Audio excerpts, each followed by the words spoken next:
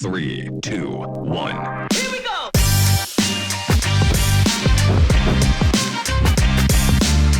For those that are in this room that don't know about it, tell everybody kind of what unfolded, what you did, and a little bit about all that. Yeah, so my Kingdom Worker card said to start a tournament and charge each person $5 to join this tournament, donate all the money to charity. So after a little while of prayer and talking to some of my friends, I decided to do that tournament for Amber. She's Megan's sister.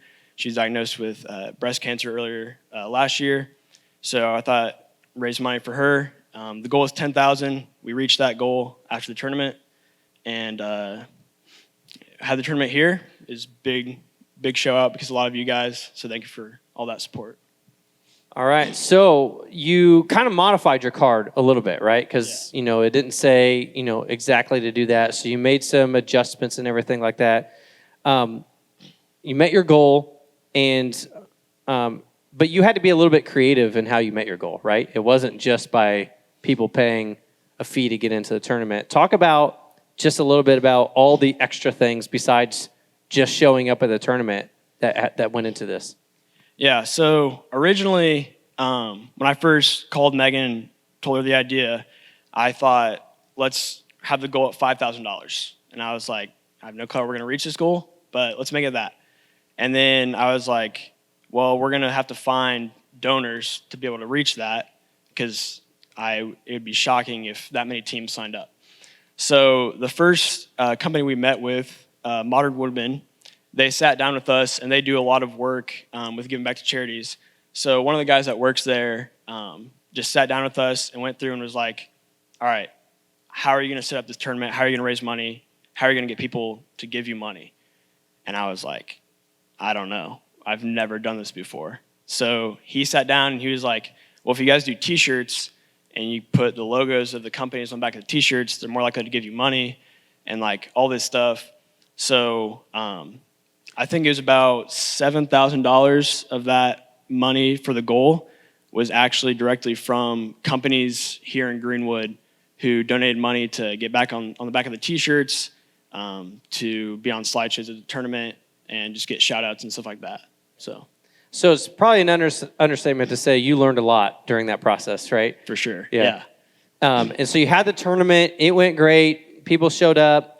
You met your goal and everything like that. And you handed all the money off, and that was, then you were done. That was back in August, right? Yeah. What have you seen? Have you seen God work in different ways through that or since then? Because we could isolate that as a moment, be like, okay, I raised the money, now I'm done. How have you seen God working or his hand at work since then? Yeah, well, first of all, before the tournament, I was very bad about being generous with my money. Tithing wasn't really a thing I did because I was joyful about it. It's more of a habit that I did.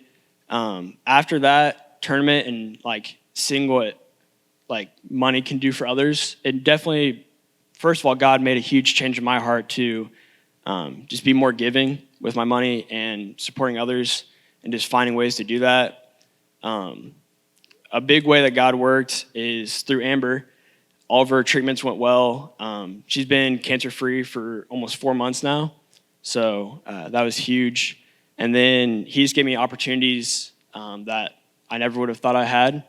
I ended up getting an internship with Amber's husband, Cybran, and that's led to opportunities to talk more to him at work about why did I do this, and just my love for Christ, and being able to just speak to more people about why would I spend that much time? Why would I raise money for someone that I hadn't even met until I went to the tournament? So, which is an incredible thing, right? You've realized opportunities for you to share the gospel since then, and I think that's another element, because I remember when I talked to you about this, I was going, wait, it's like you didn't know Amber before this. You're just there's a need, one of my friends has a need, and you did all of that. It's incredible. What kind of encouragement would you give to somebody who, I don't know, grabbed a Kingdom Worker card and forgot what it said, or didn't do it because it was it's out of my comfort zone, or just someone that's and I'd like to do something like I'd like to help somebody, or I'd like to do something like that. How would you do? What encouragement would you give? Yeah, I would say prayer is so powerful. That's actually how I believe I got this Kingdom Worker card. Is I started a prayer journal a week before we went to move, when I just found out that Amber had cancer from Megan. And then in my prayer journal, I didn't even remember writing this until after we started the tournament, and I went back and read it. But in my prayer journal, I was saying, like, heal Amber, comfort her family, let me help out with the financial need that she has. And I legit did not remember putting that until, like, we're 2 weeks into starting the tournament, and I read that, and I was like, wow, God showed up right there. There's way more times throughout the tournament where God had just answered prayers. So prayer is huge, and when you really sit down and like give your heart to God, He's going to provide. The other thing is community. That's something that I've never experienced this level of community until the tournament. People are so much more willing to help than you think. Like, going into this, when I first told Megan, hey, I need to raise $5,000, it's racing through my head, how am I going to do this? How am I going to raise this much money? She was the first one to offer to help. She helped me the most throughout it, got me a lot of the donors that we got, helped set up, helped did all this stuff. Everyone at church would come up to me and be like, how can I help with this? So I think, like, it's really scary to start out and be like, how am I going to do this? But realizing it's not you doing this.